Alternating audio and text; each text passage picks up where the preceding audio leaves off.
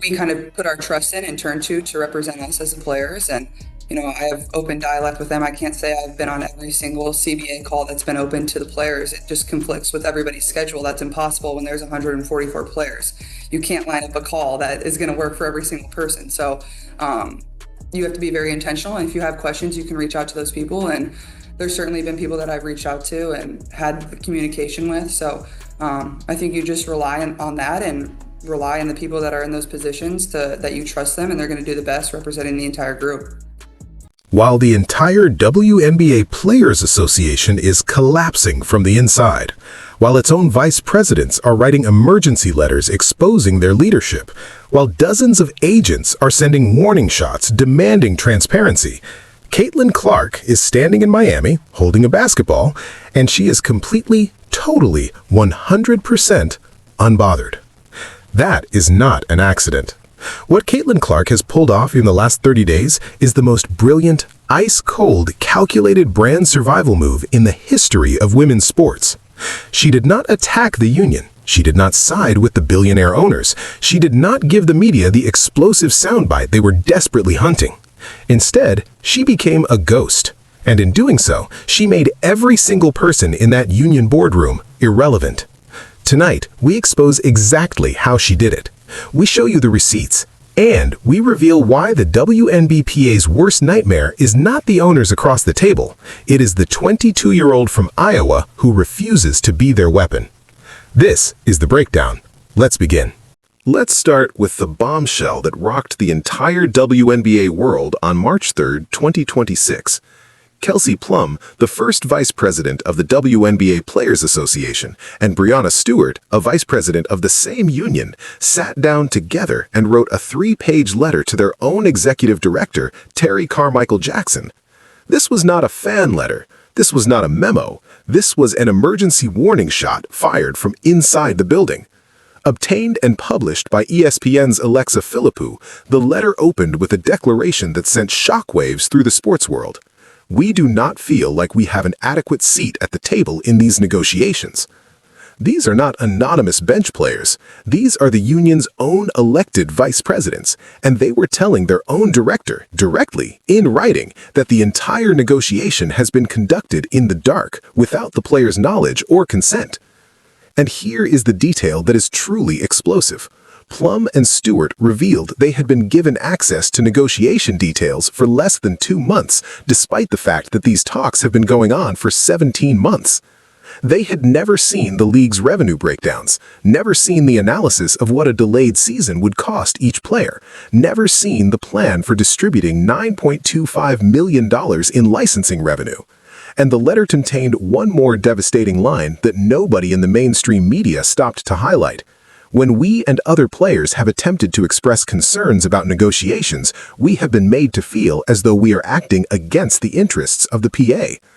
The union's own vice presidents were being silenced by the union's own leadership. This is not a labor movement. This is a power structure protecting itself. Open dialect with them. I can't say I've been on every single CBA call that's been open to the players. It just conflicts with everybody's schedule. That's impossible when there's 144 players. You can't line up a call that is going to... Now here is where Caitlin Clark enters the story.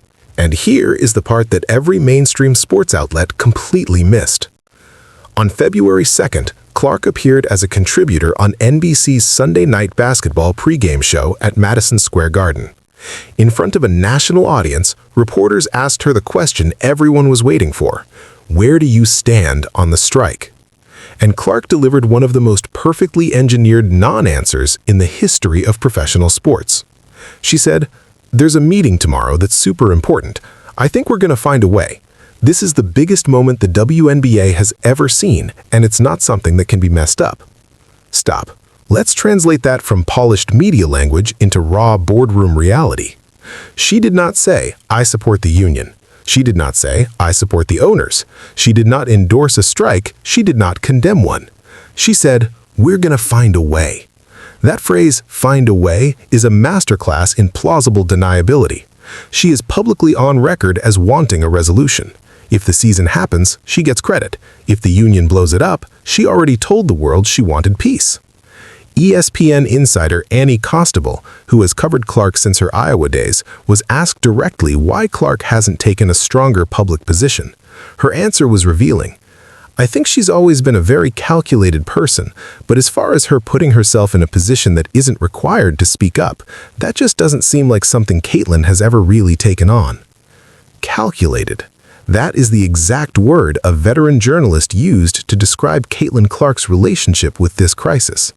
She is not absent. She is not uninformed. She is strategically invisible. Very, very small numbers. So getting to play in just this World Cup qualifier obviously is a huge honor within itself. And, I know getting to put on the jersey will be super special. And, these are the teams I watched growing up. My favorite players played on these teams. So everybody knows what an honor it is to wear USA. Let me show you the receipts.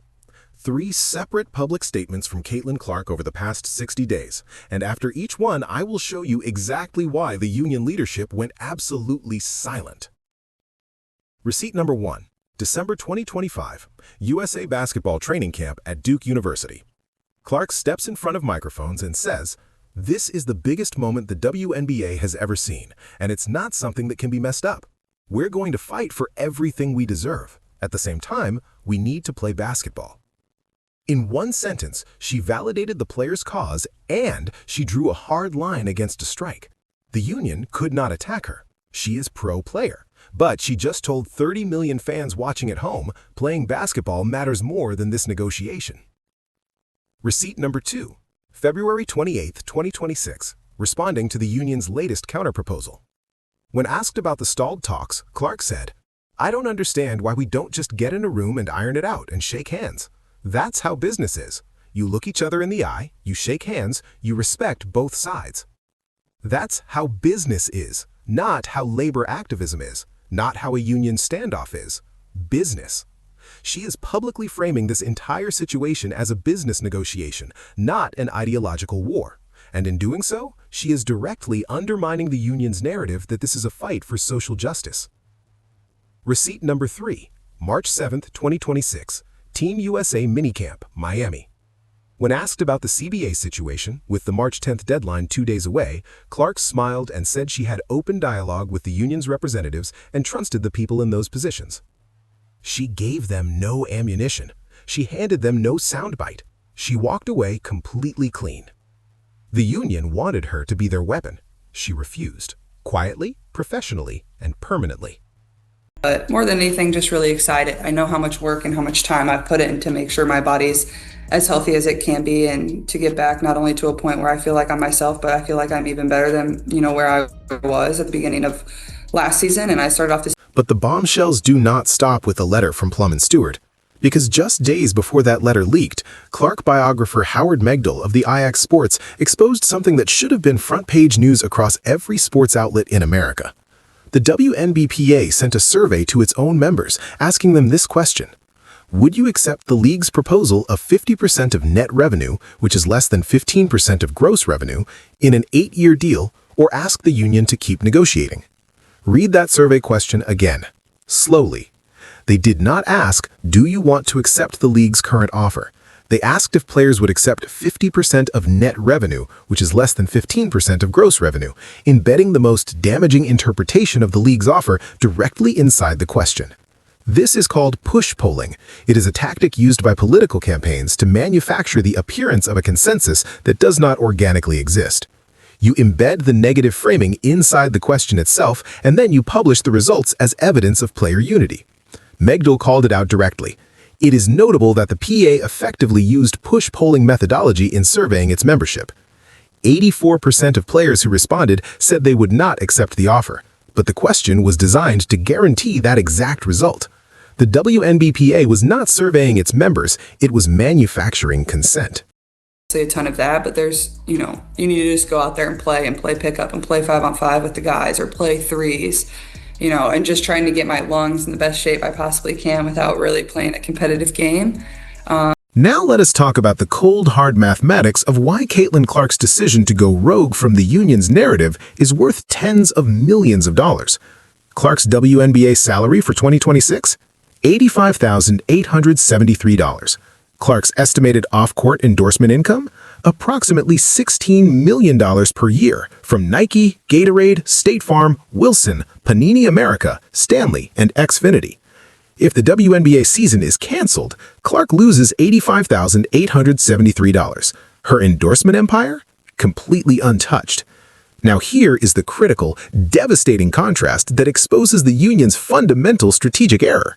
The WNBA's average salary is currently $120,000 per year.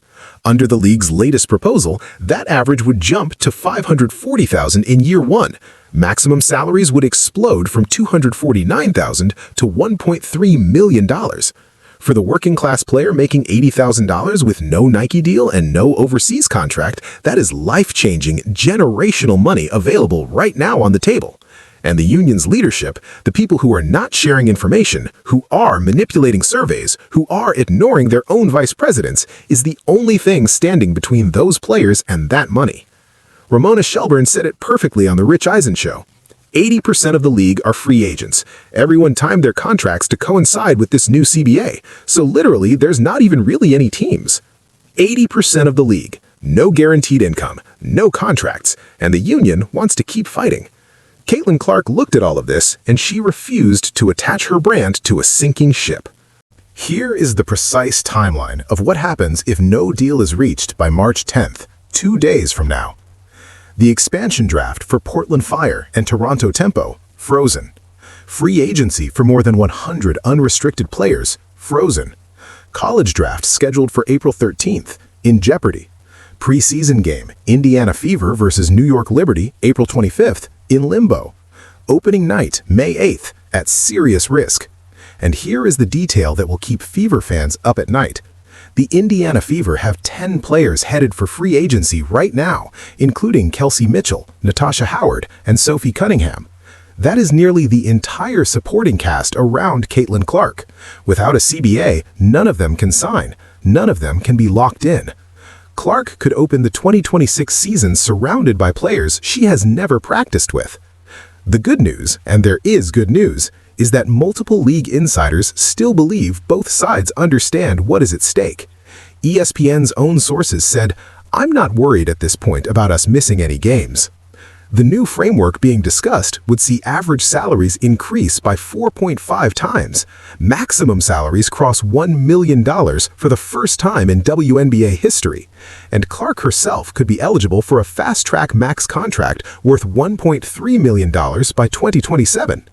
The deal is there. The money is there. The only question is whether the union's leadership will get out of their own way, or whether March 10th becomes the date women's basketball died. Here is the truth nobody wants to say out loud. Caitlin Clark did not go rogue on the WNBPA. She simply refused to go down with their ship. The push-polling, the silenced vice presidents, the 17 months of secret negotiations, the manufactured unity, all of it exposed in 1 week by the union's own people. Clark saw all of this coming, and she made her move in silence. March 10th is 48 hours away. The blade is falling. Do you think Caitlin Clark's refusal to be the union's weapon was a genius move or a betrayal?